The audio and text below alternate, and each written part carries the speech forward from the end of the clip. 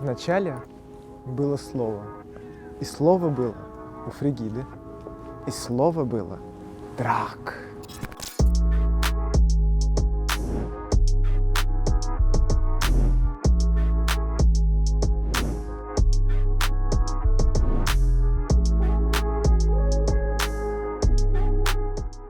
Alors France Gaulle, elle est bourgeoise, elle est paillette, elle est rétro. C'est aussi quelqu'un d'un petit peu mélancolique, mais c'est également une super-héroïne.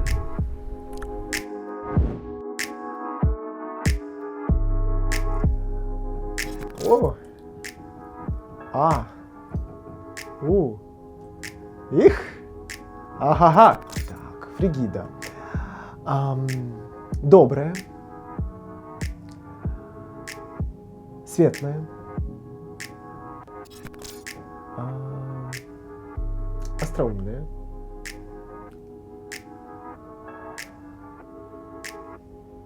Энерджайзер.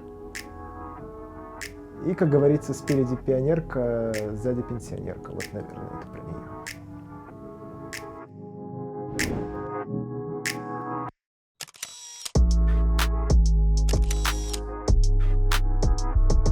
Чистоплотная, порядочная, ответственная,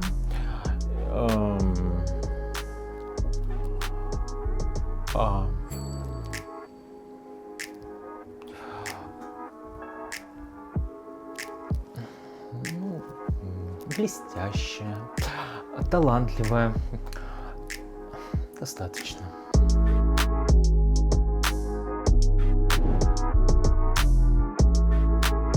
Quirky, c'est un mot que j'aime bien. Drôle, parce que j'aime bien que les gens m'aperçoivent comme étant drôle. Intelligente. Multitâche. Et un mot à choisir pour la personne qui me regarde.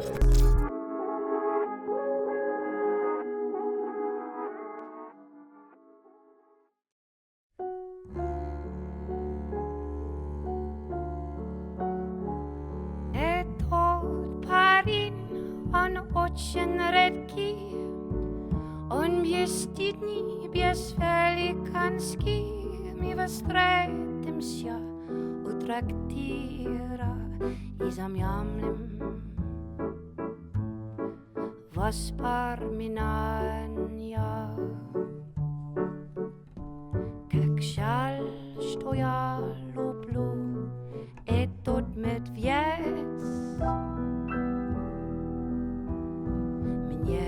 Не плывает, что я люблю очень, и тут медведь.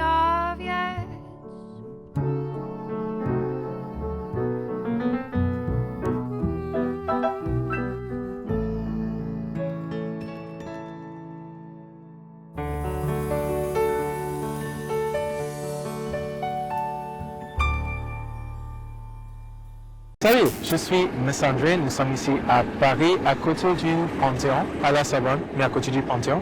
Et voilà, moi je suis étudiant ici à Paris, je suis étudiant en mathématiques. Oui, je sais, c'est un peu bizarre, mais voilà, c'est comme ça. Et si vous n'avez pas vu, moi je suis aussi drag queen et je vais parler un peu de moi, je vais parler un peu de la culture ici à Paris, comment ça se passe et j'espère que vous aimez ça. Je suis en dernière année de mon master en maths de la modélisation à la Sorbonne et je pense que c'est assez intéressant. Enfin, souvent quand je dis aux gens ce que je fais hors grade et tout ça, et c'est assez surprenant pour eux, donc ils doivent souvent me demander 2 fois « Ok, oui, c'est sûr que c'est ça que tu fais ». Et je pense que c'est très cool enfin, d'avoir 2 mondes qui ne se rapprochent pas tout le temps. Moi, soit je suis venu ici à Paris de Trinidad et Tobago pour faire mes études en maths. C'était en 2016 que j'ai commencé ma licence ici. Et du coup, j'aime bien être ici, du coup, je suis resté ici pour faire le grade. C'est pas trop facile de faire le grade en Trinidad. Par exemple, ici en France, il y a souvent quelques reportages, il y a des drag queens parfois qui se passent à la télé, mais je n'imagine pas que ça peut passer prochainement entre candidats, c'est juste que c'est vraiment, vraiment cache-cache la façon dont on fait les choses, surtout par rapport au sujet LGBTI+. Ici, je me sens à l'aise. Les gens sont trop polis. Je suis allée dans le bus ce matin. Les gens m'ont vu et les gens, je sais qu'ils m'ont vu, mais je sais en même temps, ils ont évité de me regarder. Enfin, en essayant d'être respectueux. Non, la culture anticoloniale, ça va être que les gens viennent vers moi, ils me regardent vraiment, genre, comme ça, pendant très longtemps. Ensuite, ils vont venir me discuter, donc pourquoi tu fais telle ou telle chose, et enfin, me lancer des insultes, des choses comme ça. Je sais qu'en drague, enfin, de façon générale, il y a souvent des agressions. Moi, je peux dire, heureusement que j'ai pas eu de choses comme ça. La pire chose que j'ai eue, c'était, il y avait une personne qui m'a crié PD, et je dis, oh, dans ma tête, ok, oui. Et c'est genre, ok, oui, c'est pas une surprise, quoi. Moi, j'ai commencé à faire le drag pour des raisons banales. J'ai commencé à binge-watch RuPaul's Drag Race et quand j'étais, je pense peut-être au 4e saison, je me suis dit, peut-être je peux faire ça moi-même et ça va être cool, ça va être intéressant. My fellow Americans, the time has come for America's first drag queen president. La toute première fois, je suis allée, il y avait un drag show qui s'appelle, ou qui s'appelait, je ne sais pas si ça existe encore, qui s'appelle le Drag Me. Je suis allée là parce que j'avais tellement envie, je voulais y aller. Je me souviens que j'ai vu sur Twitter, il y avait des organisateurs et organisatrices qui disaient ok oui, il va peut-être avoir des gens de Drag Race là, et du coup j'ai pensé ça va être très intéressant, mais pour moi, en soi, je suis juste arrivé. C'était intéressant parce que je suis arrivé à l'heure. Donc ça, c'est la première fois que j'ai fait. En fait, les drag queens sont souvent pas à l'heure. Donc c'est la première fois que j'ai fait. Je suis arrivé à l'heure. Je suis allé dans le bar et j'étais un peu trop timide. J'étais à moitié maquillée. J'avais pas mon perruque, tout ça. Donc j'ai demandé gentiment au bar, ok, est-ce que je peux m'habiller quelque part, et ils étaient très sympas avec moi, ils m'ont laissé m'habiller dans une salle derrière, et c'était cool parce que là-bas j'ai pu rencontrer des drag queens qui à l'instant n'étaient pas trop sympas avec moi, mais en ce moment je pense qu'ils sont pas des très bons amis, mais des amis, on dirait. Moi, mes Sandré, en fait, c'était juste moi, c'était seulement quand j'ai commencé ma toute première performance que j'ai vraiment décidé ce que allait être ma personnalité en drag, en fait. Parce que souvent, quand on fait nos premières performances, c'est souvent demandé qu'on écrit un petit descriptif de nous-mêmes. Du coup, moi, j'ai dû réfléchir, ok, oui, qui est vraiment Miss Sandré? C'est pas juste une personne qui va mettre du maquillage et des perruques et tout ça. Ensuite, je me suis rendu compte que vraiment, c'est la personnalité que moi, je veux être de tous les jours, un peu. Et voilà, c'est un peu ça. C'est juste la personnalité que moi, je veux être de tous les jours, que je peux pas faire parce que, je sais pas, il y a la peur derrière dans ma tête qui me dit non, il faut pas faire ça, il faut pas agir comme ça, toutes ces mauvaises choses. Quand j'étais petit, j'avais des bonnes notes en classe et du coup tout le monde m'harcelait un peu à cause de ça. Et du coup, à un instant, j'avais envie juste d'agir comme une personne bête qui savait rien faire, qui était un peu juste stupide tout le temps. Et du coup, il y avait un caractère dans Friends, Phoebe. Et parce qu'elle est vraiment, elle a l'air d'être en termes blonde, mais parfois elle dit des choses, oui, on se rend compte, ok, oui, elle est très intelligente en fait. Et du coup, c'est ça pour moi. Je veux juste être la personne qui est... Je donne l'impression d'être stupide, mais je suis pas vraiment stupide. Me centrer, c'est juste ma personnalité, mais pour elle, c'est juste que la perruque, le maquillage, les vêtements, les talons, tout ça, ça me donne confiance d'être qui je veux être de tous les jours. C'est un peu comme je sais pas, le déguisement d'un super-héros, je sais pas, mais c'est vraiment c'est vraiment moi. C'est vraiment moi, soit on peut dire l'origine de moi, ou soit on peut dire une extension de moi. Mais il n'y a pas de doute que c'est vraiment ma personnalité à moi.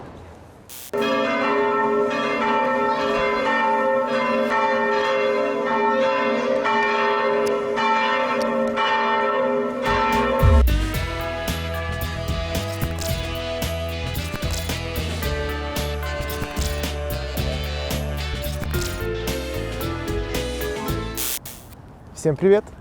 Меня зовут Фригида, в миру Сережа.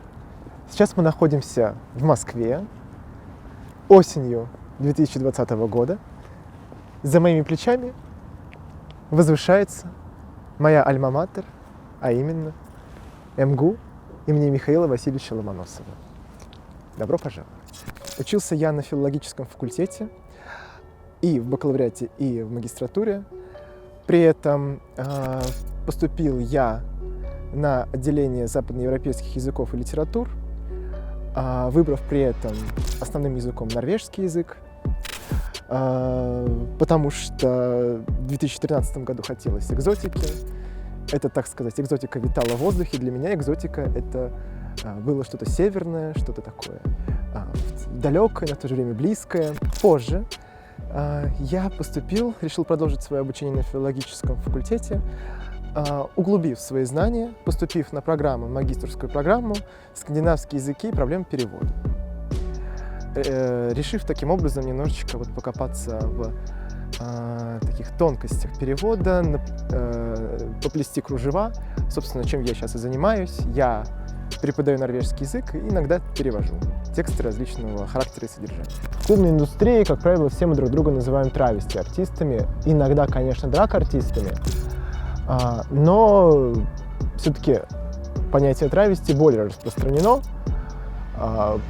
хотя бы исходя из того, что неологизм драг все-таки еще не до конца укоренился в русском языке, и русское ухо просто-напросто привыкло к понятию травести, поэтому, в принципе, такой термин по отношению к артистам моего жанра вполне себе допустим.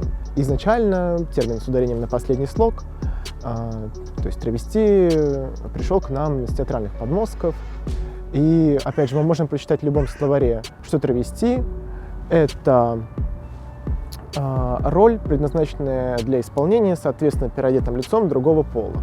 Травести или female impersonators — это все лишь одна часть, один сектор, сегмент такого широкого понятия, как драг. Артист не ограничивается каким-то одним амплуа, а пытается, пробует, экспериментирует и таким образом действительно занимается драгом. В русской литературе мы можем вспомнить и некоторых персонажей, которых можно было бы отнести к травести. Опять же, «Война и мир». Мало кто, наверное, вспомнит шута Настасью Ивановну, вполне себе цисгендерного мужчину, который играл шута в женских тряпках. И даже в экранизации я помню этот кадр, где Настасья Ивановна говорит «я сам сусам». Ну, Настасья Ивановна, ты только топай зверя, тебе Данила задаст. И я сам сусам. Или же «Собачье сердце». Вспомним эту делегацию, которая пришла к профессору Преображенскому, и в ее составе, помимо Швондера, была еще такая госпожа Вяземская, которую всегда путали с мальчиком и с девочкой. И непонятно, кто это был, такой мистический юноша персикового цвета. Во-первых, мы не господа. Во-первых, вы мужчина или женщина? Какая разница, товарищ? Клубная культура драга не имеет такой богатой истории, как это было на Западе, в США. Опять же, обратимся к фильму «Париж в огнях», когда драг-артисты, транссексуалы, трансгендеры соревновались друг с другом за право быть королевой ночи и так далее. Все это было в подполье. Из подполья окончательно драг в Штатах вывел RuPaul. Это очевидно.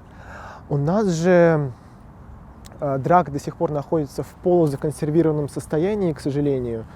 Мы не можем полноценно довольствоваться всеми плодами западной цивилизации и не можем сказать, что мы, опять же, свободны в самовыражении.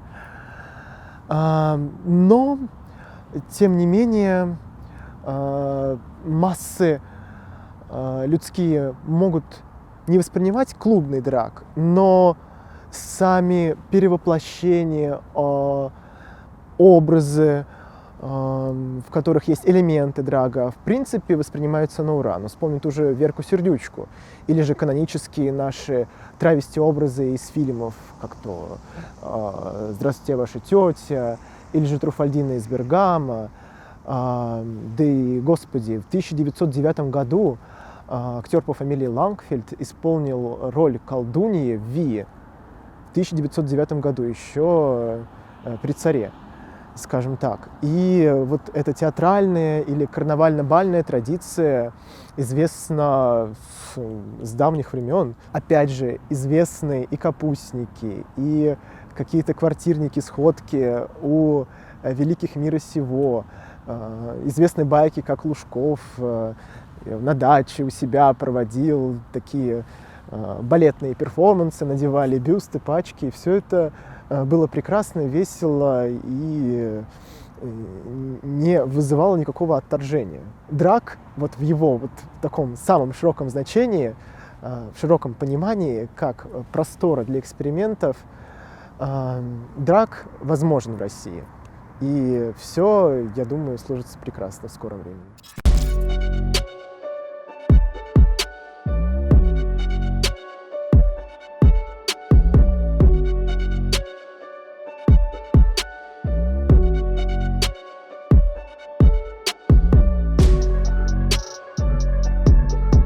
Естественно, корнями все уходит в глубокое детство, когда, наверное, все мы примеряли какие-то мамины туфли, платья, юбки и так далее, и пытались что-то вот изобразить под музыку «Ксюша, Ксюша, Ксюша» или «Леха, Леха, Леха» или что-нибудь подобное. Был такой случай лет в 10. С 10 лет я увлекаюсь фигурным катанием, ну, как зритель, естественно. И меня зачастую не устраивало музыкальное сопровождение, под которое, собственно, катались артисты.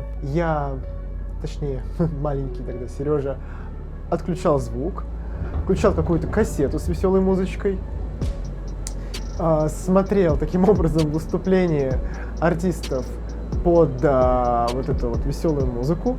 И если мне что-то не нравилось, я старался их поучать. Естественно, я визуально, этот Сережа, вставал на место партнерши и пытался как-то вот показывать, липсинковать, потому что музыка моя была со словами, как фигуристка должна вести себя на льду и как она должна интерпретировать музыку. Но если мы говорим о полном драге, полном образе, когда я перевоплотился с париком, с подкладками, нужный мейк, такой прямо классический драговский образ, то это, наверное, 16-й год, Хэллоуин. Собственно, тот единственный праздник, когда травестия официально разрешается. Дело было в общежитии. Ничего умнее, чем перевоплотиться в образ Мартиш Адамс, мне не пришло в голову тогда, но, соответственно, и одежды не было какой-то интереснее. Нашел какую-то юбку в пол, кардиган, что это было, болеро, уже не помню, длинный черный парик, сделал красные губы, глаза повыразительнее, ну, соответственно, все наши общажные ребята немножко подофигели. Кто-то принял очень хорошо, кто-то аплодировал, для кого-то это явление оказалось совершенно в новинку, они не знали, как реагировать. Потом я поехал на любимую мной вечеринку Клумба, на которой я пробовал несколько еще таких фрик-полудраговских образов, начиная с 2015 года. И поехал я на Клумбу почему-то, не знаю, что меня укусило, почему именно я поехал на метро, но тем не менее. Вот. Там произошел неприятный инцидент. С тех пор я езжу в драге только на такси, либо на фуникулере, господи.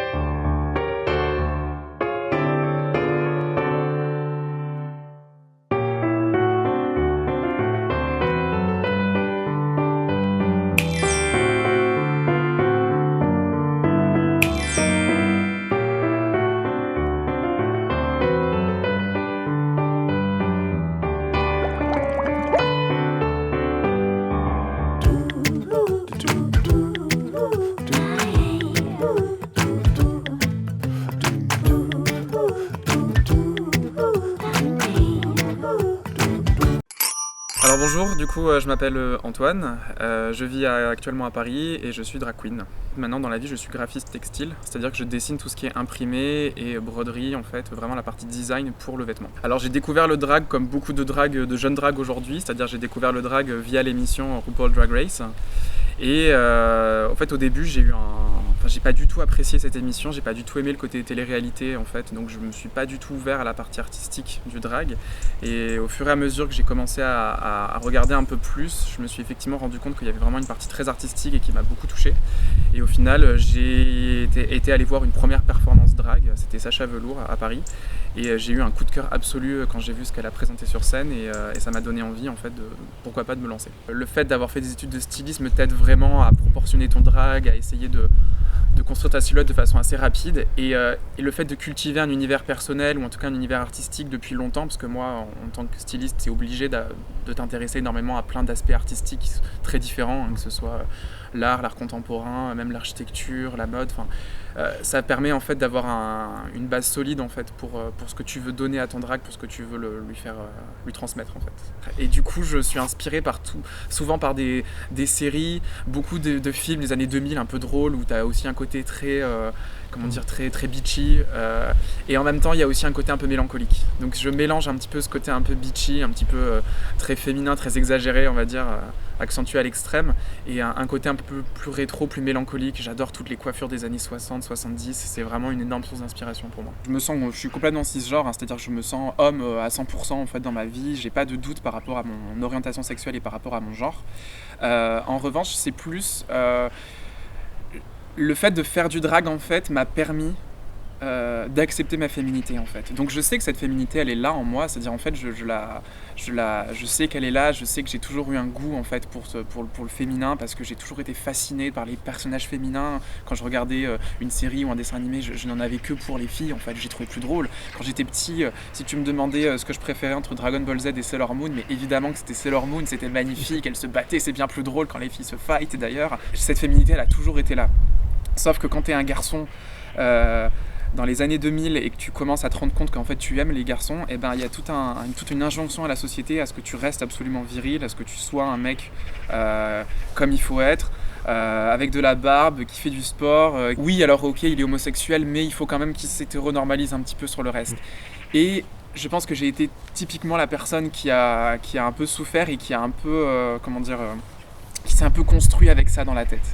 Et le jour où j'ai commencé à faire du drag, je me suis rendu compte que en fait, j'avais un problème avec ma propre féminité, parce que j'avais du mal à me lâcher en fait. Et au final, ce qui est super, c'est que maintenant que je fais du drag, je me sens encore plus homme, enfin je me sens encore mieux en tant que mec, parce que justement j'ai appris à apprécier et en fait à me dire qu'il n'y a aucun problème à avoir du féminin dans le masculin en fait. Le drag en fait, vous allez plutôt créer entre guillemets un personnage de vous-même, vous allez jouer avec les genres, vous allez les questionner, vous allez les pousser à l'extrême, et donc c'est une expression très artistique, très théâtrale en fait, c'est pas du tout sexualisé, en tout cas moi dans ma définition je ne sexualise pas ma drague en fait, elle est vraiment à vocation artistique. Il y a beaucoup de gens en fait qui pensent que c'est homme vers femme, femme vers homme et c'est tout, en fait non, si vous vous intéressez à la communauté LGBTQI, c'est beaucoup plus subtil que ça en fait. Il y a des personnes qui vont se définir comme non-binaires, des personnes qui sont transgenres.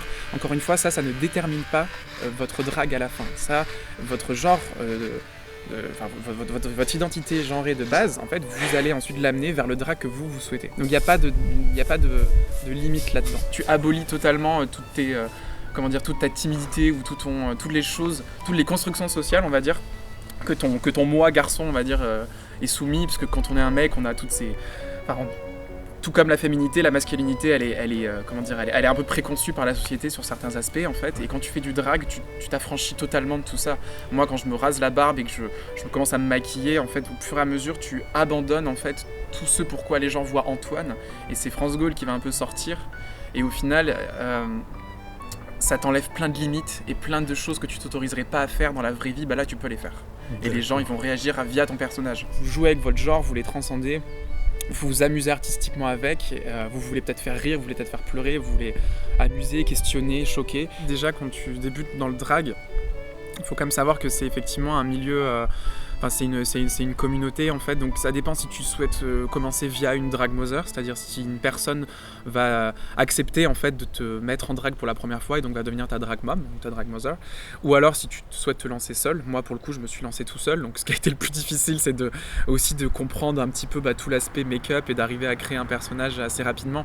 Entre guillemets, ce qui est important aussi en fait dans le drag, c'est de comprendre la globalité du drag. Le drag, c'est pas juste des paillettes et du maquillage. En fait, le drag, c'est aussi... il y a une histoire avec le drag. Il y a un combat derrière, il y a tout un aspect militant et politique. En fait, quand vous faites du drag, c'est un acte politique déjà de base. Donc en fait, on peut pas arriver dans le drag en se disant simplement je vais mettre des talons et des paillettes et 2 fossiles et puis ça y est, je suis drag queen. Bonjour à tous, je suis France Gaulle et bienvenue dans les marais salants de Guérande et du Pouliguen.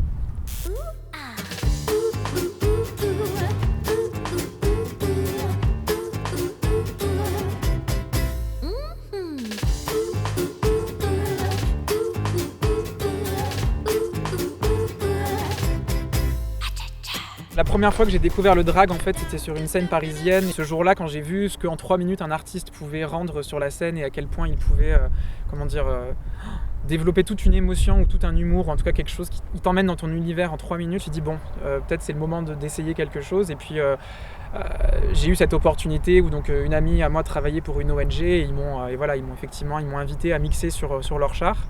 Et à partir de ce moment-là, moi c'est la première fois, j'avais ce projet du coup de devoir mixer sur le char d'Amnesty International et je me suis dit j'aimerais vraiment le faire en drag parce que c'est la Pride, c'est une journée de célébration, ça me permettrait aussi de voir la Pride différemment et puis ça m'a toujours intéressé en fait. Sauf que je me suis dit ok, le seul problème c'est qu'il faut pas que tu voles la place de quelqu'un d'autre parce que le drag c'est un vrai taf et moi je suis quelqu'un, comme je bosse dans le milieu artistique, j'ai un profond respect pour les gens qui sont investis dans leur art, qui essayent de se battre pour en vivre et donc je me suis dit si tu dois monter sur ce char, être DJ et te montrer face à une foule en drag, il faut que tu gères, il faut que ta première fois en drag, il faut que tu arrives à sortir quand même quelque chose de si qualitatif. Donc j'ai bossé, alors vraiment, mais jour et nuit, entre les tutos, le make-up, le machin, comprendre les poudres, les trucs, les étapes, les machins. C'était un enfer. Enfin, j'ai vraiment passé, ça m'a coûté une relation, quoi. Et du coup, j'ai vraiment travaillé à peu près 3 mois en amont, day and night, pour arriver à comprendre un petit peu comment tu montais un make-up, comment tu changeais un peu tout ça. Et le jour J est arrivé et ça s'est extrêmement bien passé, ça a été une super première expérience. J'ai évidemment commencé le drag à Paris et en fait c'est un petit peu, j'ai envie de dire que c'est un peu lié à la question même de l'homosexualité ou simplement de la différence en fait dans les milieux ruraux en France. Quand tu es quelqu'un de différent en fait, mais c'est même pas forcément par rapport à ton orientation sexuelle ou ton genre, tu vas forcément être ramené dans ces milieux-là à être un petit peu rejeté. Et moi je sais que d'expérience j'avais besoin aussi de monter à Paris pour pouvoir m'épanouir en tant que jeune homosexuel et en tant que personne qui aime aussi toute la partie artistique pour avoir des opportunités. Donc je n'ai pas vécu en fait, j'ai eu la chance quand même d'avoir une adolescence assez protégée et je n'ai pas vécu en fait le fait de vivre une différence aussi marquée ou en tout cas un esthétique aussi fort que le drag dans un paysage rural. Donc j'ai eu la chance de le vivre à Paris et déjà à Paris j'ai eu quelques expériences un petit peu négatives, mais j'ai effectivement vécu des situations un petit peu gênantes, des gens qui ont des gestes un petit peu déplacés, notamment souvent des hommes qui viennent te voir, qui te proposent de l'argent, qui te confondent avec une travailleuse du sexe. C'est des gens qui vont pas comprendre en fait l'aspect artistique et qui vont tout de suite voir c'est un mec qui s'est transformé en femme donc c'est sexualisé, et en fait pas forcément, c'est vraiment à but artistique. Donc en fait souvent les gens vont s'arrêter sur la partie physique, esthétique, parce que c'est une transformation effectivement assez aboutie, assez extrême, et donc moi j'ai déjà eu des chauffeurs Uber qui m'ont fait des commentaires pas très positif, ou alors tout simplement un chauffeur Uber qui m'a vu arriver en drague en sortir de mon appartement et qui a claqué la porte et qui est parti, qui a taillé Fissa. Et par exemple, dans la rue je suis passé, une femme est sortie du restaurant, elle a fait oh mon dieu mais qu'est-ce que c'est que ça, comme si j'avais insulté sa féminité, forcément j'étais plus belle qu'elle. Et à côté de ça on a eu aussi des gens qui nous ont proposé de l'argent, qui ont commencé à nous insulter de loin sur un trottoir. On était une bande de drague donc ça allait, mais après j'ai eu la chance que personne pour l'instant ne m'agresse vraiment physiquement ou je n'ai pas eu j'ai pas eu de mauvaise expérience en ce sens-là, mais on sent la tension, on sent les gens que ça dérange. Привет! А меня зовут Петя, и в чемодане у меня расчлененка. Давайте попробуем дойти до теплого местечка и попробовать ее собрать. А может быть там матрешка, она тоже собирается и, быть может, что-то у нас получится. Я травести артист, драг-квин, московский. Переезд в Москву состоялся не с первого раза, а с третьего раза. Бог любит троицу, вот и я первый раз приехал на разведку, второй раз, а третий раз уже я окончательно перебрался в Москву 16 лет назад. У меня здесь бабушка родная жила, мы просто с мамой гостили в детстве, и поэтому я Москву считал городом мечты. Когда я перебрался в Москву, меня Москва встретила свободой, свободой выбора, свободой действий. И, конечно же, ни от кого помощи я не ждал, и никто не хотел помочь. Но были горящие глаза, я был интересен людям, конечно же, как артист. И этим я взял. И, конечно, были большие планы, как и сейчас. Москва принимает дружелюбно, но смотря тут каждый район по-своему дружелюбен. И были года более дружелюбные. Сейчас как-то народ, возможно, из-за всяких поправок, законов, народ, конечно же, все на это клюет, и на артистах это тоже сказывается. Вообще Москва дружелюбный город для артистов любого жанра. Здесь можно раскрыться и найти каких-то единомышленников. Но это, конечно же, кому-то везет сразу, кому-то не сразу. Драгом я занимаюсь больше 15 лет. Я с детства имел стремление к выступлениям, к проявлениям публичности. Но был очень стеснительным ребенком. Как-то в детстве там и кукольный театр у меня был, и какие-то представления делал для мамы, для каких-то соседей. Но потом со временем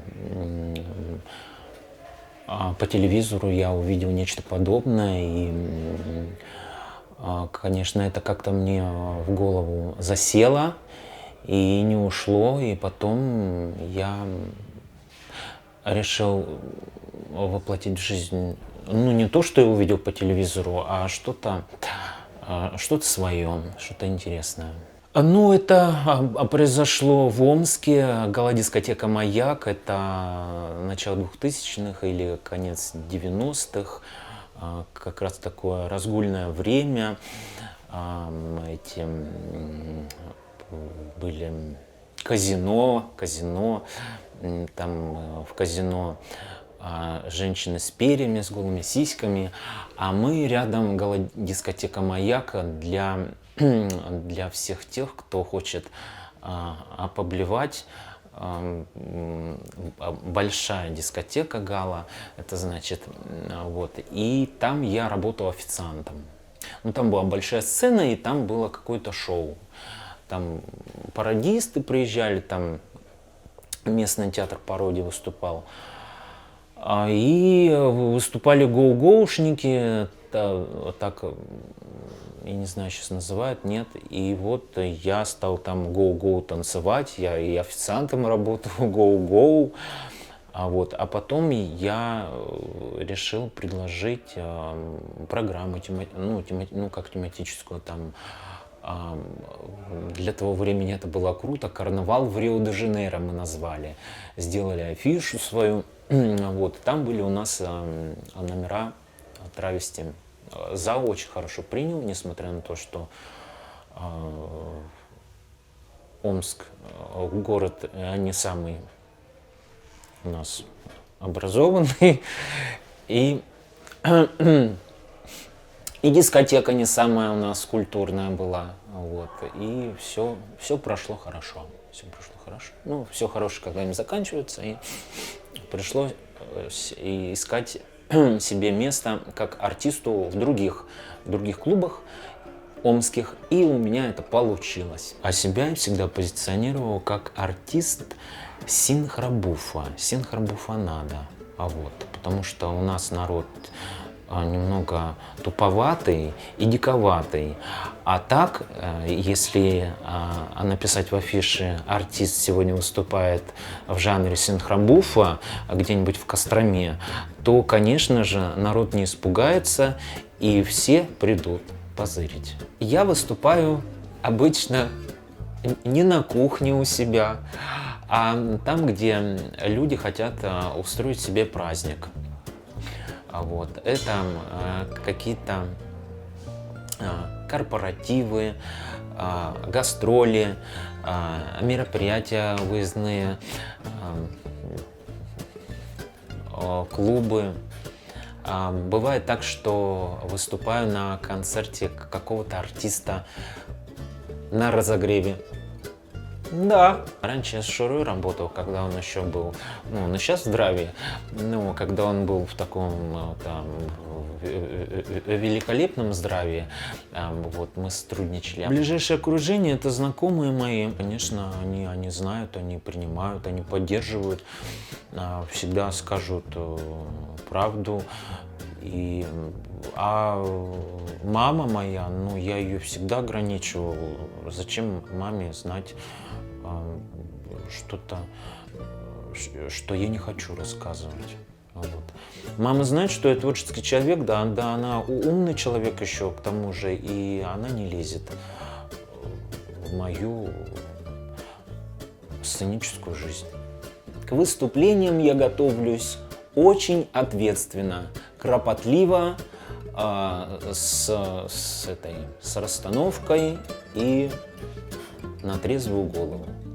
Такое случается, что я забываю, что нужно было сделать в номере. Я думаю, и певцы забывают слова, и тоже как-то там выкручиваются из положения, там это балкончик, или там а ну, подхватили, на. И я таким же образом просто включаю какой-то моторчик и делаю импровизацию. Импровизация лучше всего, она идет. Я вообще всем советую, всем артистам делать сплошную импровизацию, вообще не готовить никакие номера. Это зависит от таланта, конечно, артиста. Самый любимый мой образ — это тот, который еще не родился. То есть тот, который вот-вот родится, вот-вот на подходе. Уже вижу, идет. Но еще его никто не увидел. Как мне объясняли, если в трагедии есть минутка комедии, то это будет самая успешная трагедия. Так что если я сделаю такой номер, это будет, наверное, самый лучший номер в драке. Как поется в песне старой: по утрам, надев трусы, не забудьте про часы. В нашем случае: по утрам, надев часы, не забудьте про трусы, выходя на сцену. Итак, мы надеваем трусы легким движением руки, ненавязчиво мы организовали рассаду. И надо закрепить момент волшебной булавкой, которая есть всегда под рукой. Никогда не раздавайте свои булавки, потому что булавки обычно не возвращают. Дрожащими руками. Мы это делаем. Да, надо еще проколоть наши трусы. Да, все, райское наслаждение. Все, вот так. Все, вроде мы по центру. Так, а теперь надо еще сверху вот сюда два вот этих набалдажника. Но самое главное, ненавязчиво, чтобы в один прекрасный момент взять и оторвать их.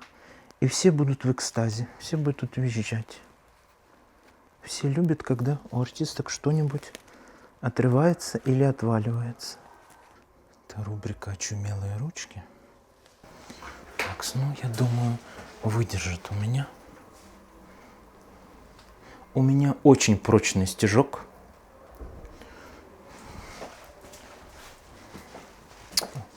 В танце проверим.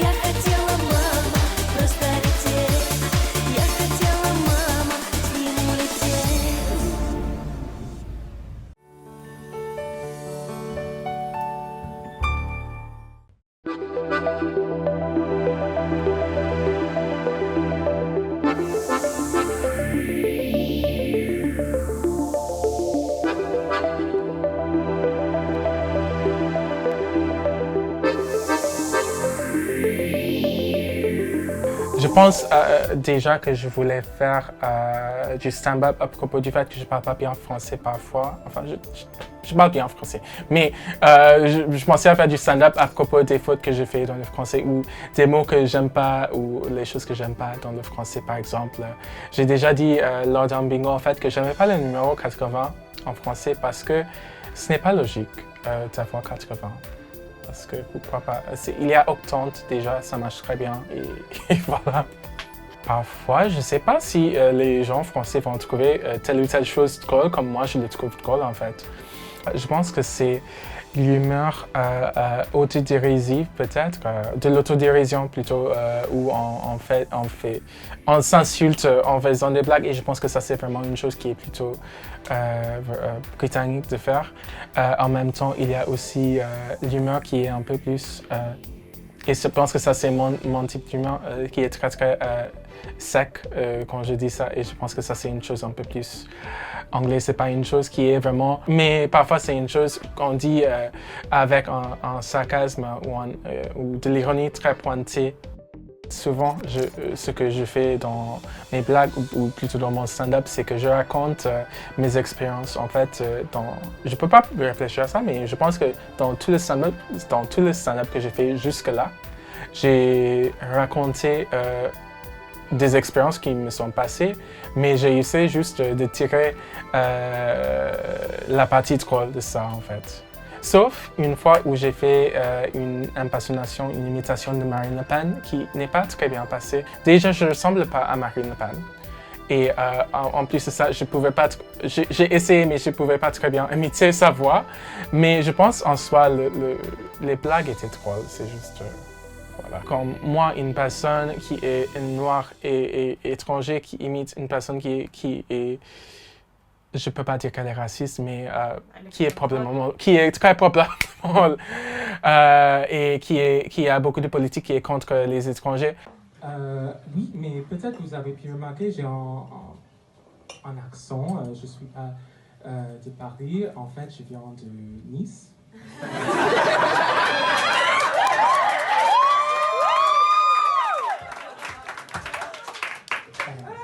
Alors, pas vraiment. Pas vraiment, mais en fait, les gens m'entendent parler, ils pensent soit je suis américaine ou anglaise, mais en fait, je suis juste un peu bête. Mais c'est pas grave, c'est ok, tout le monde est juste un peu bête. Oui, sinon, si je parle pas du tout, parfois les gens pensent que je suis des autres choses, par exemple cubaine ou brésilienne, pas comme mes cheveux. J'ai acheté ça à la salle de bain. Oui, ou même hawaïenne. Vous connaissez la pizza peut-être? Moi, j'aime pas trop, du coup, je connais pas. Je la calcule pas, comme vous disiez. Oui, mais sinon, en fait, je viens de Trinité et Tobago, en pays.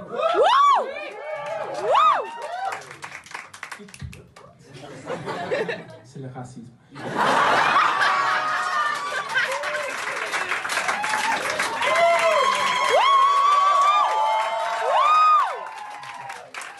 Et oui, c'est parce que c'est intéressant. Parfois, je vois des gens, par exemple, je suis allé chez quelqu'un pour jouer aux échecs, pour faire cache-cache avec le magasin,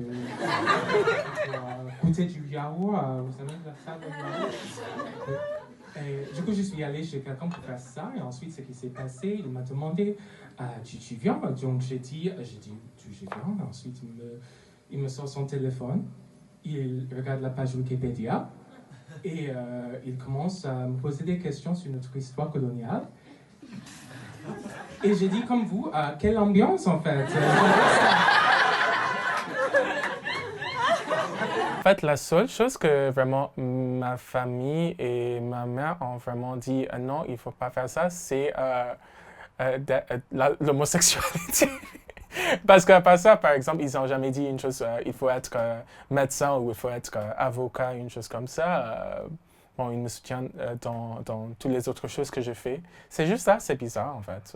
Maintenant que je le dis à voix haute, c'est un peu bizarre que ça c'est la chose où je pense que peut-être qu'ils ne vont pas me soutenir vraiment. Il y avait une fois, je me souviens avec ma grand-mère, il y avait une fois, on regardait ensemble quelque chose sur la télé, je lui ai dit « Ah oui, j'aime beaucoup les cheveux de ce garçon. » Et ensuite, mon père, il est entré dans la salle et elle a dit « Oui, tu sais, Adam, il aime bien les cheveux de ce garçon dans une façon très... dans cette façon. » C'est une chose qu'on dit souvent à des gens quand ils veulent faire leur coming out à des gens. C'est je veux avoir une stabilité financière dans ma vie pour ensuite, si jamais il y a quelque chose qui ne se passe pas du tout bien, alors que je doute vraiment que c'est le cas, je veux juste avoir une vraie stabilité financière pour dire ok, oui, ok, même si ça se passe mal en fait. Je pense que je vais pas faire un vrai coming out, je vais juste envoyer une photo à ma grand-mère. Oui, tu as pas vu, je suis belle, une chose comme ça. On peut montrer qu'en fait, qu'on a du succès, qu'on a de la réussite dans ce qu'on fait. Même si c'est pas quelque chose qu'eux, ils voulaient qu'on fasse. Déjà, j'ai deux ambitions séparées. L'un, c'est de faire un drag show entier, c'est-à-dire plutôt avec la musique entière et caribien. L'autre chose que je voulais faire, parce que j'ai vu qu'il y a des autres drag queens qui le font, c'est vraiment un spécial de stand-up où c'est que moi qui parle et pendant une heure, une chose très très étendue. Par rapport à la fait d'être non-binaire, ça veut dire juste vraiment de ne pas se mettre dans les deux cases binaires de la société par rapport aux gens, de ne pas se définir vraiment comme un homme ou une femme. Ça existe dans de nombreuses cultures, dans des anciennes cultures. Par exemple, en Inde, il y a des gens qui s'appellent Hidra, qui sont considérés comme le troisième genre. Il y a aussi dans les cultures des Américains natifs aux États-Unis, en culture des personnes qui s'appellent Two-Spirit. Et donc, une personne qui, je pense que je suis pas sûr, mais je pense que l'idée, c'est le concept d'avoir l'esprit d'un homme ou l'esprit ou l'âme d'une femme et d'un homme en même temps. Quand je commençais à faire le drag, c'était juste pour m'amuser à un instant, mais petit à petit, je me suis rendu compte, c'est quoi la différence pour moi d'être un homme et d'être une femme? C'est pas ce qu'on a entre les jambes, mais c'est notre sentiment, c'est ce que nous avons dans notre âme en fait. Et pour moi, ce que j'ai dans mon âme, c'est pas une chose, c'est pas homme, c'est pas femme, peut-être c'est bleu ou peut-être c'est un carré. Il y a aussi un compte Instagram que j'ai vu, pas Instagram, sur Twitter que j'aime beaucoup, il y a qui s'appelle Gender of the Day et à chaque fois c'est juste the gender of the day is birds squawking loudly parce qu'on doit se considérer c'est quoi être un homme, c'est quoi être un homme, c'est quoi être une femme. C'est juste des définitions arbitraires en fait que nous avons données. Pourquoi ça c'est un t-shirt? Parce qu'on a défini un t-shirt comme ça. Et donc, pourquoi je ne peux pas définir un aspect aussi personnel de moi-même comme une chose? Pourquoi je devais définir ça dans les confines de ce qu'a donné la société, en fait?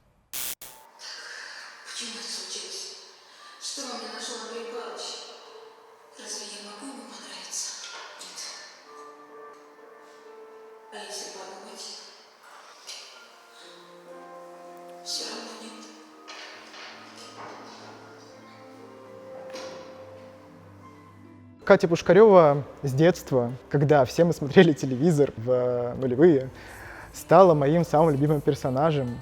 И я, так же, как и она, хотел мальчиком еще окончить МГУ с отличием, что у меня и получилось. И, опять же, быть, возможно, недооцененным персонажем, но, в принципе, вполне себе стоящим внимания избранных людей. Я проинтерпретировал этот сериал, этот образ по-своему, пригласив самого лучшего танцора в мире, радость любой артистки Джулиана, который, собственно, и был моим Андреем Павловичем.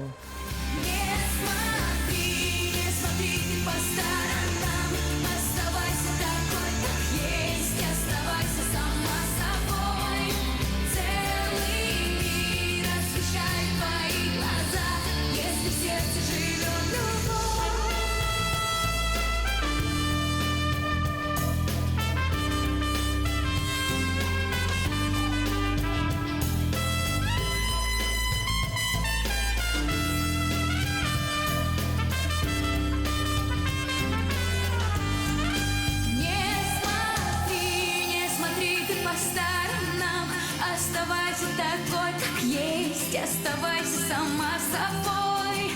Целый мир освещает твои глаза, если в сердце живет любовь.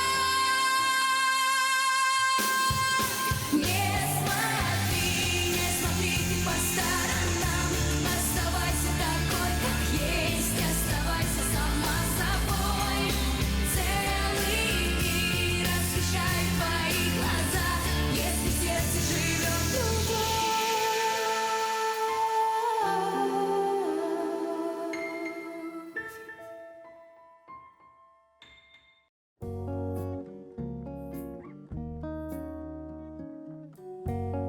Когда я выступал на Хэллоуин, нашел наш световик и сказал: Сереж, какой же ты все-таки разный сейчас в мужском обличии и во фригиде, в драге. Просто небо и земля. Хотя я этого не ощущаю. Мне кажется, что во фригиде я становлюсь, наверное, лучшей версией самого себя. Самые близкие друзья, знакомые знают и принимают, а те, кто не принял в свое время, ну, с теми мне пришлось распрощаться, поскольку драк в моей жизни стоит на главенствующих позициях. И я не могу обходить эту тему стороной в разговоре с людьми, которые, возможно, любят меня как Сережу, но вообще не хотят видеть фригиду. Ну, извините, ребят. Значит, нам с вами не по пути. Мои однокурсники знают, конечно, не все, но с теми, с которыми я достаточно тесно общался, да, знают, поддерживают, ну, ни одного негативного отзыва. Даже когда вот у нас была стажировка в Бельгии, у меня просто второй язык нидерландский, мы были с несколькими моими одногруппниками. Я там был в драге, там был прайд в Антверпене. То есть все было потрясающе. Но опять же, чем более образованный человек, не знаю, чем он вот, способен понять какое-то культурное явление и так далее, тем проще всем. И мне повезло, что я именно вот вырос вот в этой академической среде, где все принимается. Если это презентуется в достойном виде.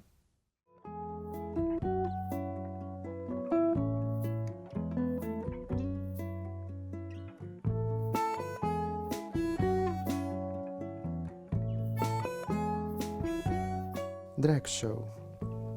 Et show hvor menn kler seg ut som kvinner. Den moderne fantasiverden med sexdyrkelse og dragshow. Menn i kvinneklær. Статья 1977 года. Немножечко для неологизма уже так не слишком ново, но в принципе еще допустимо. Особенно это, если учесть, что это словарь 12 или 10 года. Ну вот, в общем, доказательство того, что в норвежский язык драг-шоу, слово драг-шоу уже вошло.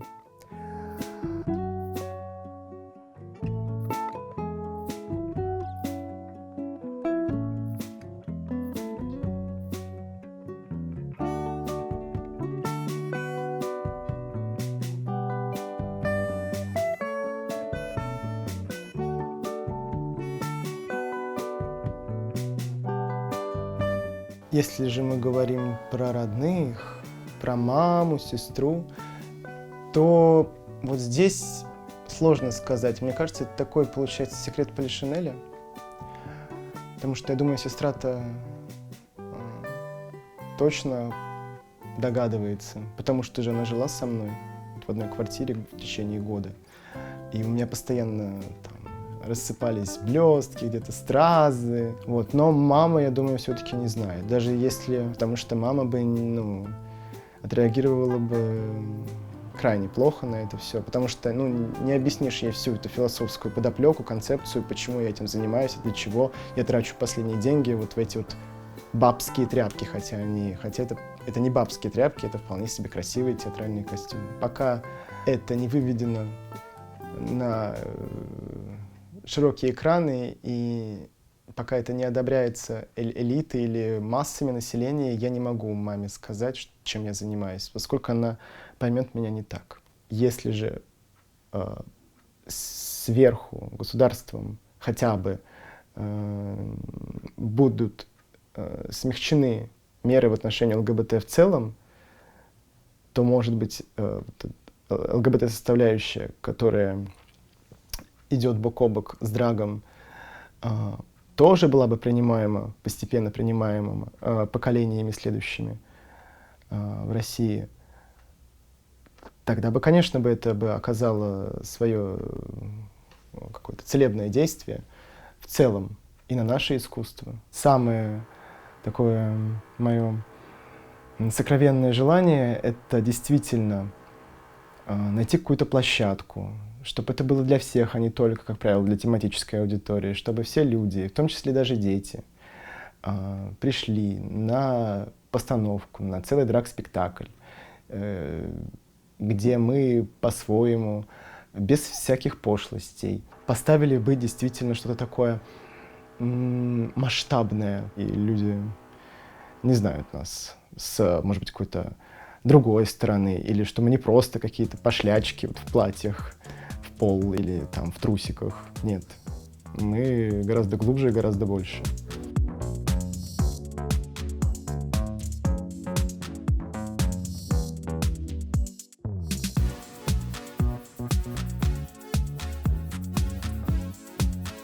Здесь такое платье, облегающее со шлейфом. Прикладывается вот так вот палитра, на липучку крепится шляпка, и вот так вот это развивается. Вот так. Такая королева рок-н-ролла. Немножко Жанна Агузарова, «Будь со мной, всегда ты рядом». Оверсайзный пиджачок с, конечно, моим талисманом с Аленкой, с Лениным. С молодым Лениным и цветочком. Еще одно яркое платье из осколков профилактики, которое, собственно, принесло мне победу на конкурсе Russian Drag Queen 2020. Хоп! Пояс, яркие перчатки, тантенка, туфли. Диатез такой, олиповато, пестровато. Возьмем мою именную шапку картошки фри. Оп! Человек объедения.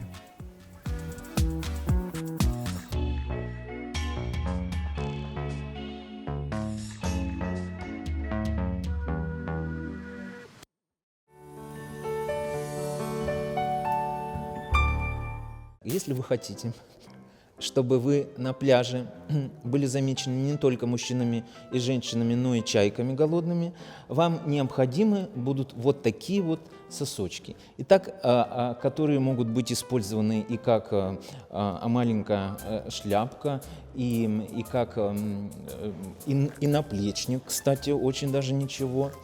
Как это все делается? Это делается из подручных средств.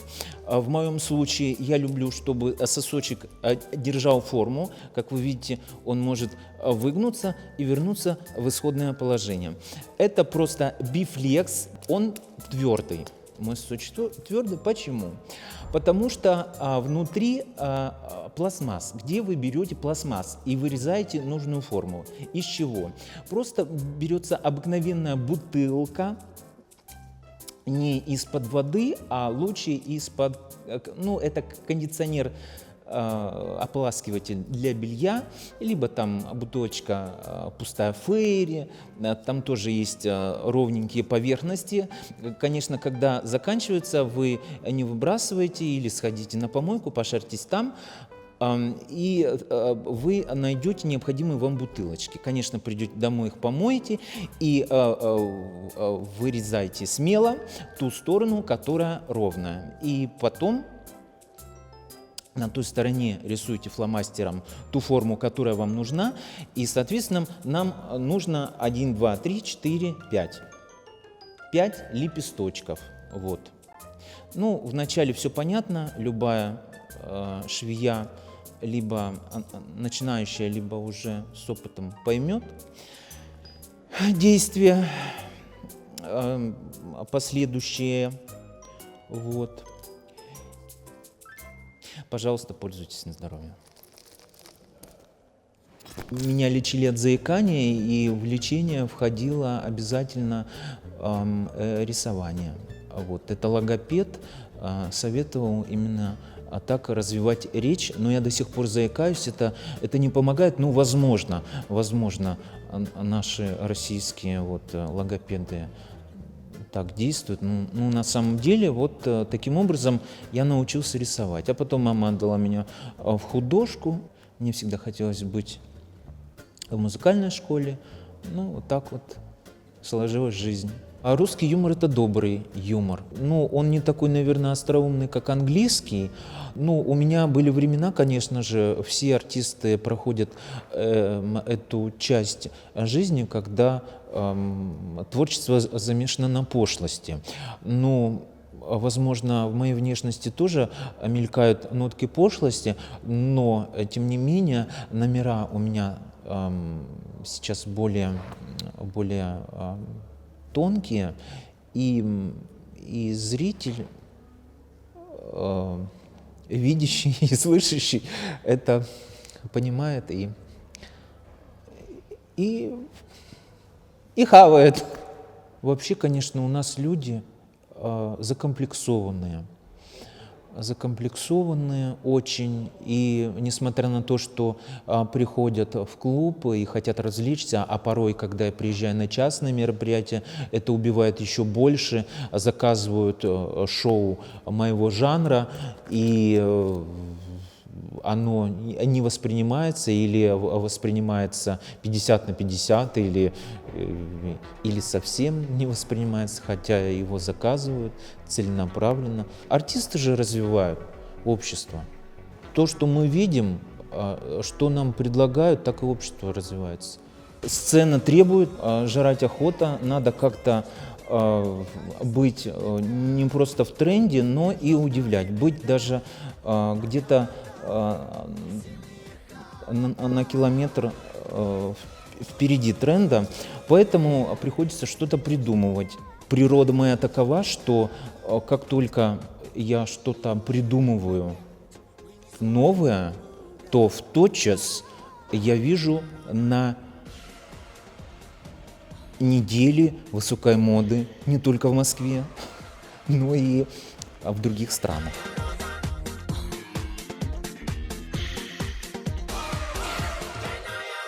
Мне довелось познакомиться с Украиной. Это был просто невероятный опыт. Меня вначале пригласили туда на конкурс, а потом закрутилось, завертелось, и это такой невероятный народ, он веселый, он с нереальной душой и, главное, с чувством юмора. Наверное, меня на Украине за это и полюбили. В Молдову, в Кишинев мы ездили на конкурс. Один раз мы там были. Тоже прекрасный был конкурс, прекрасная организация. К сожалению, очень население Молдовы именно не ЛГБТ, а вообще на улицах было прям небезопасно. А у нас наши девочки любили похабалить, поэтому прям даже пару раз бегали по улице, они шли прогулочным шагом. Был гастрольный тур по Германии в 4 городах. Нормально принимали, я тогда была молодуха, там стройнуха. Так что все было хорошо. Времена были такие, это где-то 2005 год. Тогда во всем мире все просто жировали и фейерверки запускали. Везде было все отменно. А у нас сейчас все очень скромно на эстраде. У нас стараются не выбиваться из общего гарнизона этих летучих обезьян. И сейчас у нас стараются все пропагандируют традиционные отношения. Я тоже за традиции, за все натуральное. У меня на самом деле нет конкурентов. Есть просто у других артистов зависть и ненависть. А как выжить?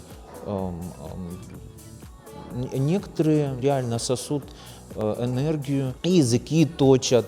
Один начинающий тогда артист начал диалог со мной после моего номера, хотя он юморист, и шоу юмористическое, видимо, это было как ему послано в голову этот вопрос, пришел непонятно как. А вы кто? Он, она или оно? После этого я был лишен дара речи, я с трудом отвечал на вопросы, и этим не ограничилось, а посыпались оскорбления от двух ведущих этого шоу, хотя был один поскромнее, а другой дал жару. Зал это не воспринял, зато восприняла та артистка, которая была на сцене. И с таким настроением пришлось удалиться и попросить продюсера. Я попросил, чтобы этот диалог не вышел, а только мой номер. У артиста вообще нет ни возраста, ни пола.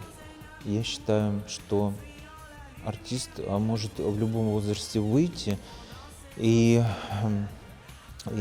собрать аплодисменты, ну, не обязательно аплодисменты, но выйти он на сцену может в любом возрасте. И у меня есть знакомая стриптизерша, ей 45, и она все плясала, и ничего, и бабки рубила, и до сих пор пляшет.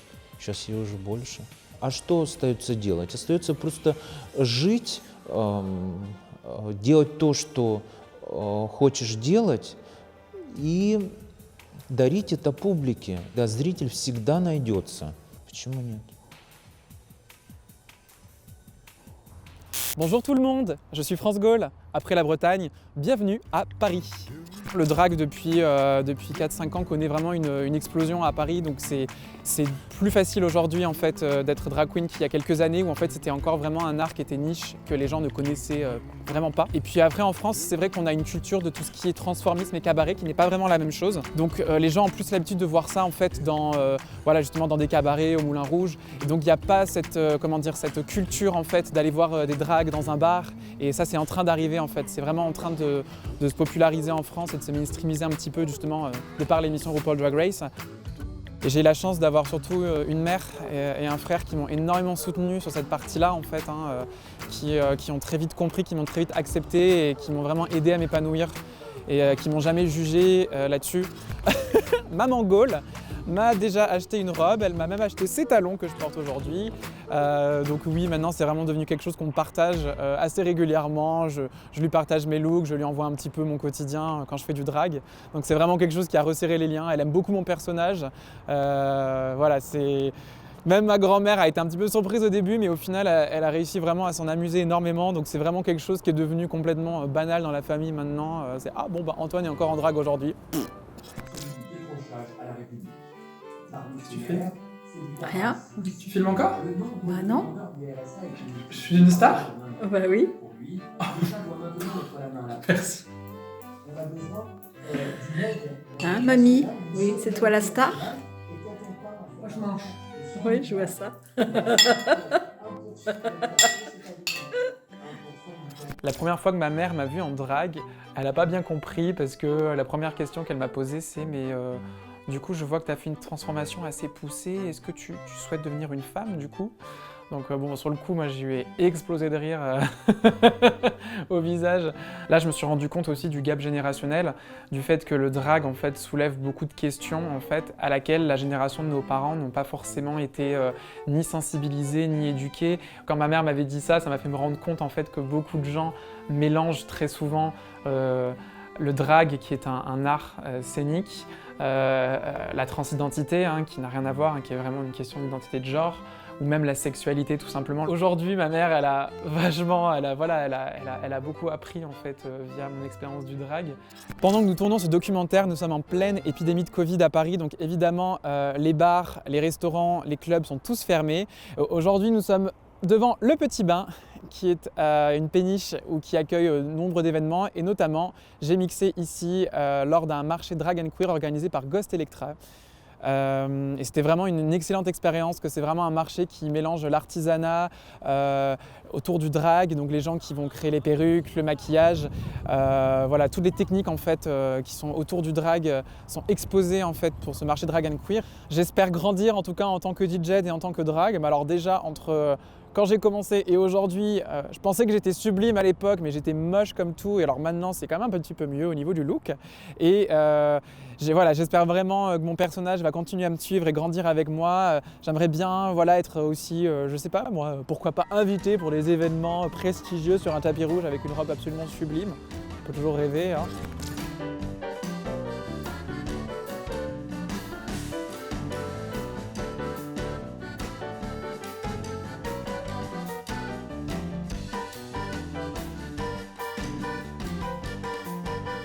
Bienvenue dans ma chambre de jeune fille. Alors c'est ici que j'entrepose tous mes trésors qui font de France Gaulle une femme exceptionnelle. Alors dans le dressing, vous avez la partie droite qui est la partie garçon pour Antoine, et à gauche, la caverne aux merveilles.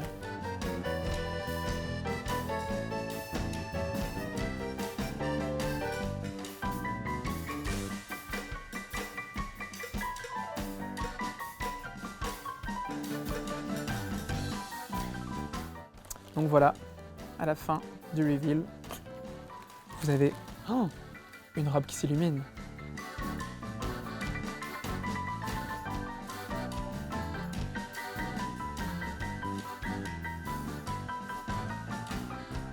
Donc c'est une tenue que j'ai créée en fait. La base du bustier, c'est quand j'étais étudiant en école de mode que je l'avais faite. Et j'ai ensuite dû rebroder par-dessus toutes les étoiles. J'ai dû lui constituer une traîne aux couleurs de la France du coup, parce que voilà, c'était la première fois que France Gaulle sortait, donc je voulais qu'elle ait une tenue aux couleurs du pays.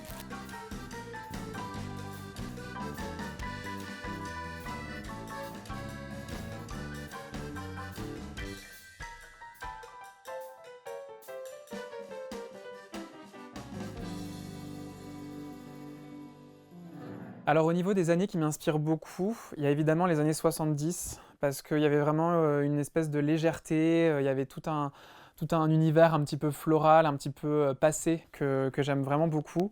Notamment si vous regardez dans le reste de la chambre, j'ai aussi beaucoup de Polaroid de ces années-là, parce que c'est vraiment une époque qui m'a toujours touchée, parce qu'elle est très nostalgique. Après France Gaulle, voilà, au niveau de son univers, elle a un peu une dualité, c'est-à-dire que des fois, elle va autant avoir ce côté un petit peu, soit un peu rétro, donc elle va voguer entre les 60, les 70, parfois même les 50. Et à côté de ça, elle va aussi avoir un côté un petit peu super-héroïne. C'est vraiment ce côté où d'un coup, tu as un espèce d'idéal de femme hyper féminine, guerrière, et surtout vraiment, voilà, cette blonde incroyable, et tous les regards sont rivés sur elle. C'est exactement comme ça que je me sens quand je suis France Gaulle. C'est ma petite Sailor Moon qui m'accompagne depuis très longtemps. Et du coup, effectivement, Sailor Moon, c'est vraiment un des premiers mangas qui est arrivé en France et qui était le manga où ça ne parlait que de filles qui se battaient, qui étaient enfin... la femme était enfin la guerrière, en fait. On n'était pas sur les garçons qui se foutent des pains. C'est quand même un des premiers... manga en fait qui était extrêmement avant-gardiste sur tout l'aspect LGBTQIA+, puisque dans Sailor Moon, vous avez des amours lesbiens, vous avez des amours gays, vous avez des personnages qui, de garçons, se transforment en guerrières femmes. Donc il y a aussi tout le côté où en fait l'auteur Naoko Takeuchi, elle a beaucoup joué avec le genre en fait. Le drag en fait, je pense qu'il provoque cette réaction chez les gens en général, mais tu la cherches aussi un petit peu, parce qu'en fait, il va vraiment remettre en avant et redonner de la visibilité en fait à tous ces gens qui sont malmenés par les normes de la société. Et parce que justement, il va questionner le genre, il va mettre en avant une sexualité qui avant était cachée, il va aussi mettre en avant tout simplement le féminin en fait. Quand tu fais du drag, en tout cas quand tu es drag queen, hein, pas king, mais quand tu es drag queen, tu crées un espèce d'idéal féminin, tu vas extrapoler vraiment une créature féminine que tu vas pousser au maximum. Et il y a beaucoup de gens qui ont un problème en fait avec le féminin dans le masculin. Et en général, j'ai tendance à dire que ces gens-là ont un problème avec le féminin tout court, voire avec les femmes. Le jour où vous décidez, entre guillemets, de faire du drag assez régulièrement, ça implique de la place, ça implique que vous allez avoir plein de fringues en plus dans votre garde-robe, ça implique que vous avez toute une logistique de maquillage, de préparation, de rétro-planning, de tout un travail autour de l'image qui prend du temps. Et c'est vrai que cette logistique-là, c'est pas... Comment dire ça peut être un frein, en fait, dans votre vie amoureuse. Ça peut être vraiment quelque chose qui n'est pas forcément, accepté par l'autre. Le fait de sentir que la personne qui t'aime, en fait, elle n'est pas complètement à l'aise avec ça, que au final, c'est lui qui t'a fait découvrir RuPaul, par exemple, mais que lorsque le jour où toi tu le fais, on va dire, il commence à dire « Ah bah ouais, mais j'aime pas trop que tu te rases la barbe » ou j'aimerais bien que tu fasses ça une fois tous les 3 mois, pas plus. Moi, je me suis dit, mais alors attends, c'est censé être la personne qui m'aime qui me dit ça, en fait, et c'est pas normal, en fait. Moi, au bout d'un moment, j'avais besoin de me dire, ok, je dois pouvoir être ok avec moi-même et avec ça à 100%, en fait. J'ai pas envie de devoir faire de concessions. Je sais que c'est quelque chose qui est important pour moi et qui m'a permis d'être heureux sur plein d'aspects. Et du coup, voilà, c'est effectivement maintenant quelque chose qui fait partie de ma vie, mais ça fait aussi un filtre, tout simplement. Maintenant, quand sur les applis de rencontre, je vois un mec qui écrit pas de mec efféminé, pas de folle ou pas de princesse, bah en fait, je le dégage tout de suite. Au moins, je me dis que c'est clairement un mec qui n'est pas fait pour moi et que c'est encore un mec qui a beaucoup de travail à faire sur lui pour comprendre qu'il n'y a aucun problème avec ça, en fait. Actuellement, à Paris, je pense que les drags qui vivent pleinement de leur art, je pense qu'ils se comptent vraiment sur les doigts de la main. Et c'est vraiment difficile de vivre du drag parce que déjà, il n'y a pas beaucoup de gens qui proposent des bookings rémunérés. Aujourd'hui, comme certaines professions aussi, mais je pense notamment aux artistes et même parfois aux graphistes qui ont du mal à se faire payer. En fait, ce que les gens disent, oui, mais c'est un métier de passion, donc forcément, voilà, tu fais ça pour t'éclater, donc ça sert à rien que tu sois payé. En fait, non. Alors, je suis pas du tout d'accord avec cette vision-là parce que le drag, c'est un énorme travail. C'est un travail de préparation en amont, c'est un travail de recherche. T'as aussi quand même, t'es attendu en fait. Quand une drague, elle commence aussi à avoir un peu de notoriété, elle est un peu attendue. Il faut que ton look, il tienne la route. Il faut que ce que tu proposes sur scène tienne la route. Donc en fait, il y a vraiment, c'est un énorme travail en fait. Et moi, je suis vraiment quelqu'un. Je pense que tout travail mérite salaire. Je ne suis pas d'accord avec le fait que il faut pas payer les dragues. C'est gravissime de penser comme ça. Il faut payer les artistes de nuit, il faut payer les performeurs, à même titre qu'on paye des DJ, qu'on paye des barman. En fait, une drague, elle travaille dur et donc en fait, elle doit être payée. По моим наблюдениям, большинство драг-артистов почему-то закладывали в основу, в базис для своего персонажа какую-то вульгарность, пошлость и скабрезности. Мне же подумалось, почему нельзя сделать что-то такое наоборот, антисексуальное, асексуальное, фригидное. Мне показалось, что время пришло создать вот такого персонажа Фригиду, которая на самом деле со временем стала окунаться и в фэшн, и ударяться, например, в какое-то жуткое фричество. То есть получился такой в итоге калейдоскопический образ, как я говорю, человека-переливашки. Я артист клуба «Центральная станция», город Москва. Пожалуй, самого большого клуба в стране.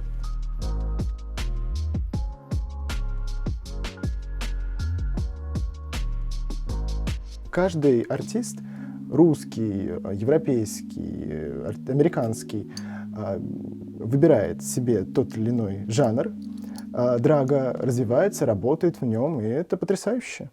То есть, если 15 лет назад, допустим, 15-20 лет назад можно было сказать, что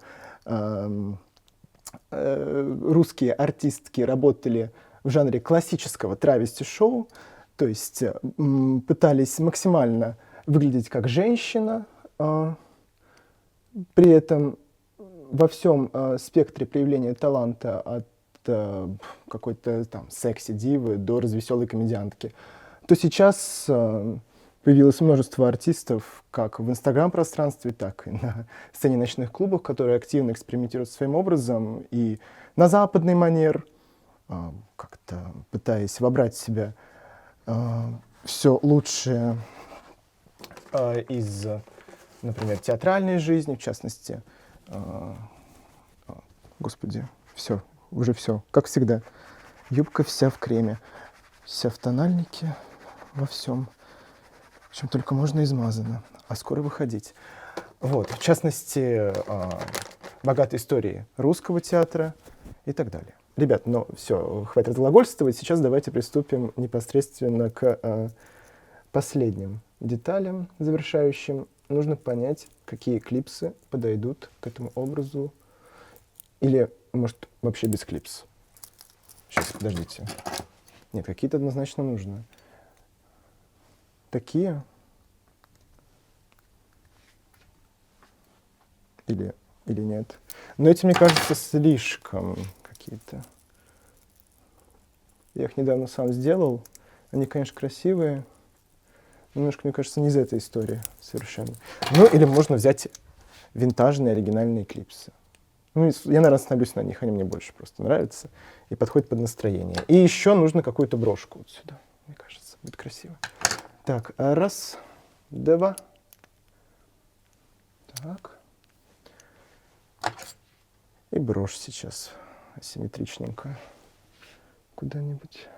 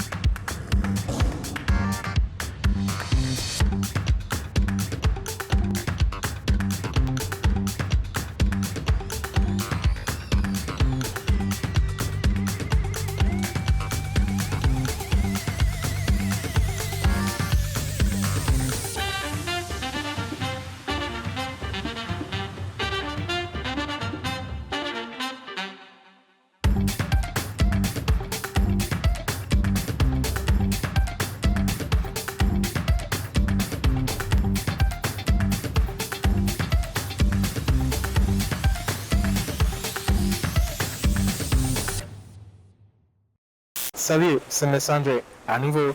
Et nous sommes maintenant à la Folie, à partir de la Villette. Et nous sommes ici pour le Bingo Drag Apéro. Il y a beaucoup de gens qui considèrent que le drag en soi devrait être considéré comme quelque chose de militant déjà pour se maquiller, pour s'habiller, pour briser les codes de gens, soi-disant. C'est quelque chose en soi qui est un peu assez militant. Alors qu'il y a souvent des gens qui ne se considèrent pas vraiment militants, dans le cas où ils se disent pas des mots, oui, le sexisme c'est mauvais, l'homophobie c'est mauvais, le racisme c'est mauvais, mais il y a quand même beaucoup de drag queens et drag kings qui dénoncent régulièrement via leur performance, via leur plateforme, le racisme, l'homophobie, le sexisme, la transphobie.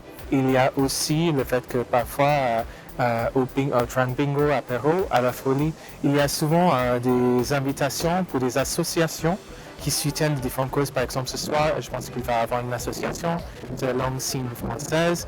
Et il y avait avant une association pour les travailleurs de sexe et les travailleuses de sexe. Après ça, il y a aussi, chaque année, il y a la Citraction où les drag queens et drag kings, j'imagine aussi, vont partout dans les villes pour demander des dons pour le sida et pour l'association de SIDAction. Je pense que le drag, c'est vraiment une chose de militante, et même si on n'est pas militante, si on fait drag, et je pense que si on fait du bon drag, soi-disant, on va devenir et on va finir par être un peu plus militant qu'on était avant. Nous sommes ici pour un drag bingo. En fait, c'est un bingo, oui, le jeu pour les vieux, mais en fait présenté par les drag queens. Du coup, c'est-à-dire que c'est plus trop comme bingo de tous les genres. Le bingo en général, c'est une chose, je ne veux pas dire appropriée, mais en fait, il y a beaucoup de drag qui font le bingo, pas forcément à Paris, mais enfin, partout dans le monde. On associe souvent les drag queens et le bingo. Pourquoi? Je ne saurais pas te dire, mais on est content quand même que ça existe. Comment ça se passe? Alors, ça se passe comme des bingos de tous les jours. Enfin, on arrive, on prend un carton avec des numéros. Ensuite, il y a les drag queens qui annoncent les numéros. Ensuite, on marque si nous avons ce numéro ou pas. Et à la fin, on peut gagner un petit lot, un petit surprise. Enfin, c'est souvent des choses bêtes et pas trop. Enfin, ça va pas être de l'argent ou genre un montre Louis Vuitton, mais ça va être quelque chose d'intéressant. Ce qui est bien aussi avec le drag, c'est que ça peut être le bingo, ça peut être des performances habituelles, le lip-sync, du chant, du stand-up comme moi je fais, mais on peut aussi avoir des autres choses ludiques comme le brunch. Il y a une queen avec qui j'ai eu le plaisir de présenter un bingo, Catherine Pinot Noir, qui va faire un dicté. Donc il n'y a pas de limite avec les choses qu'on peut faire vraiment avec le drag.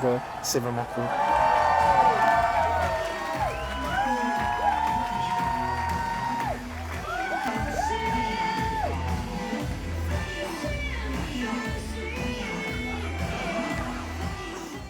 Je pense que c'est moins intéressant quand c'est quelque chose qui est attendu de nous, alors que quand moi je fais mon maquillage, c'est vraiment pour dire un doigt d'honneur, pour donner un doigt d'honneur à la société parfois. Ou parce que c'est joli en fait, qui n'aime pas les couleurs. Эпатаж ради эпатажа нет. Эпатаж уже в рамках какого-то акционизма или какого-то перформанса, конечно же, да. Всегда интересно расширить грани сознания человека, показать ему, что можно же так. Une personne qui fait du drag, c'est une personne comme les autres, c'est une personne qui est passionnée, c'est une personne qui a beaucoup de personnalité, c'est une personne qui sait prendre des risques. Травести-артист, он должен уметь импровизировать, и от него должно исходить тепло, дружелюбие, и он должен быть искренним. Быть может, он должен врать на сцене, но это должно подкупать своей теплотою. Moi, ce que j'aime, c'est de provoquer un petit peu voilà, du rire ou de l'émotion chez les gens, mais j'essaye aussi que ce soit un petit peu intelligent, entre guillemets. C'est cool de faire rêver, c'est cool les paillettes, c'est cool la danse, c'est génial, mais c'est encore mieux quand vous faites passer un message. Je trouve que du coup, ça rend les performances encore plus fortes. В моем случае лучше выходить грустным на сцену, а уходить со сцены веселым. Это мой вариант.